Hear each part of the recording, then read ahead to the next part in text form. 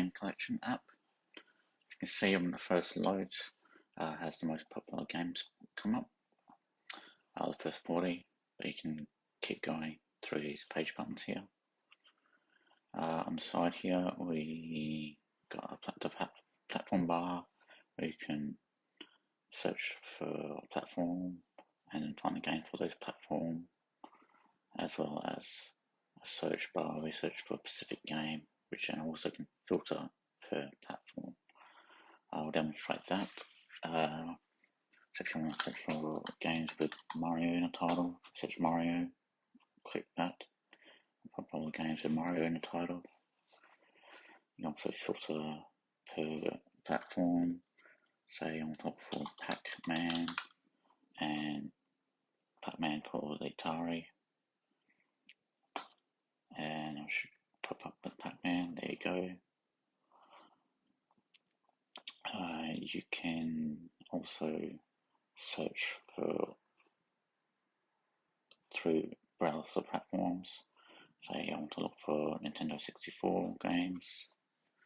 There we go, it comes up with the Nintendo 64 games. We can also access your collections from here. So I'll show you the collection. So see my collections here. I've got my Nintendo 64 collection. I haven't had all my games here yet, but this is how you access it. Go back to all the games.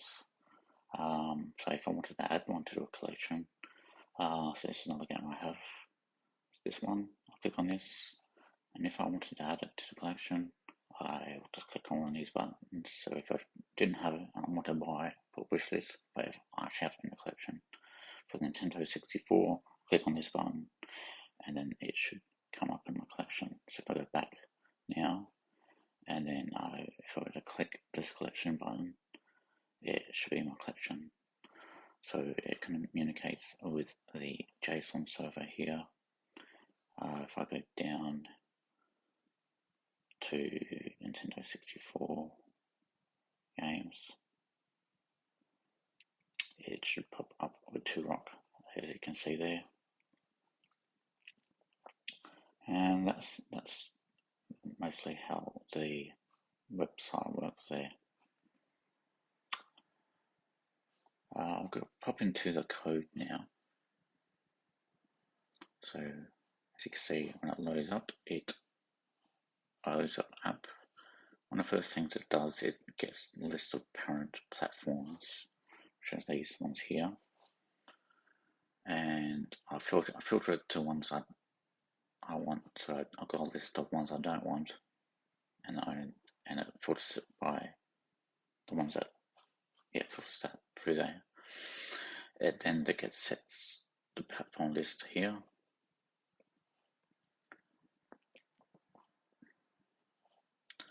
And then it renders the platforms by going through, and you go down to these platform bar components. Before I go there, I'll show you, as you can see, there's 4 routes: search, platform, game, and then just the home route.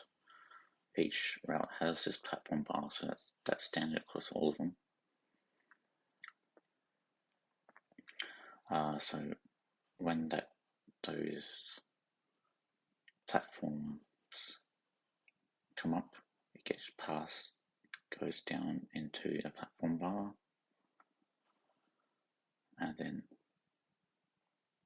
loads the search bar and the little platform, the list of all the platform parents, which is its own component, and I filter it by the name here. Each platform parent contains that parent's list of platforms, which is again its own component. And here's your different platforms. So as you can see, you've got NES, that's our platform.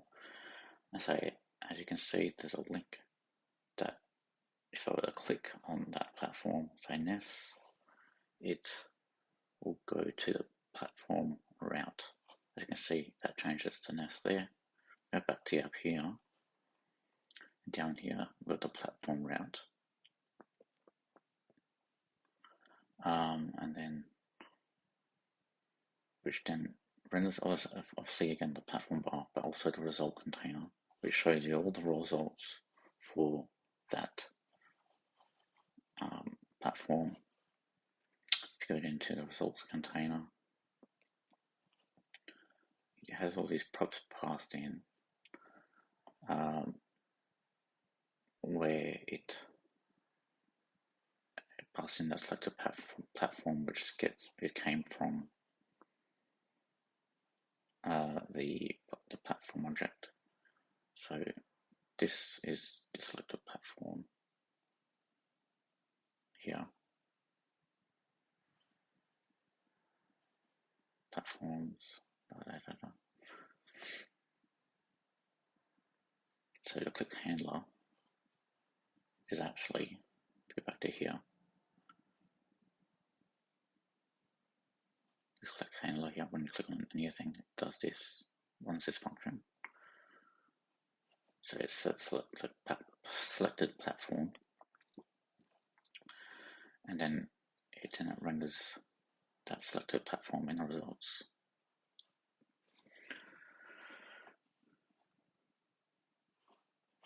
And then which contains loads of results, as well as this bar here.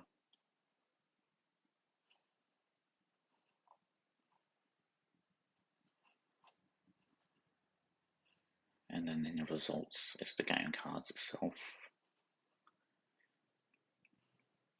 And we're in the game card.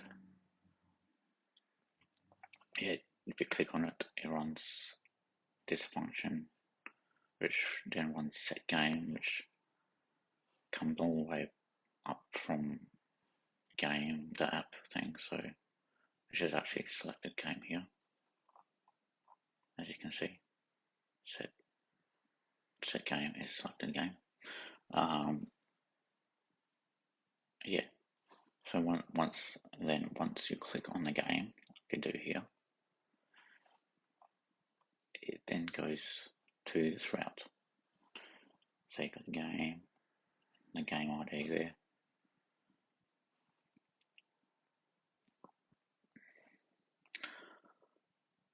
And yeah, got to select the game.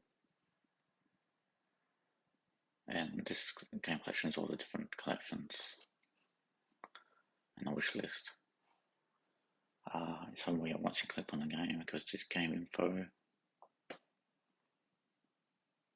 Does some checking of whether if any of these platforms have been added to your collection. That's what this is doing here. And then so it can determine whether it will show add to collection or remove. That's what that's doing. For these buttons here, these add 2 buttons, so that one's for the collection, and that's for adding to the wish list. So as I said, if you can add it, so I don't have it, so maybe if I add it to, say, Sega Genesis, I'll change. Yeah, so if we go to add to button, it either adds it to the JSON server data, or if I were to take it off, it would if it's not there. So this is the collection type, is the platform. If that platform is not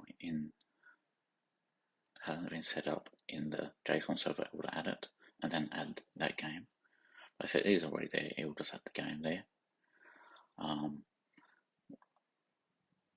If it was on the remove list, so if you had to remove it from the wish list, say actually bought it, so you have to take out the wish list, it will actually go up here and remove from the collection, and then just change it,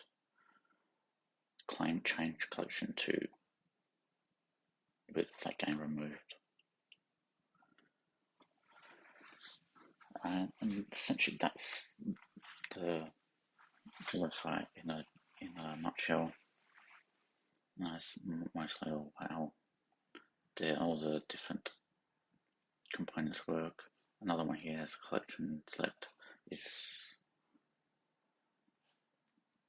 the selection buttons there. That's what that does. It's pretty simple there. But other than that, that's pretty much how the website works. It's all hosted on Netlify, so I have environment variables to store like API keys and stuff. Other than that, that's the nutshell of that's the website in a nutshell. Thank you.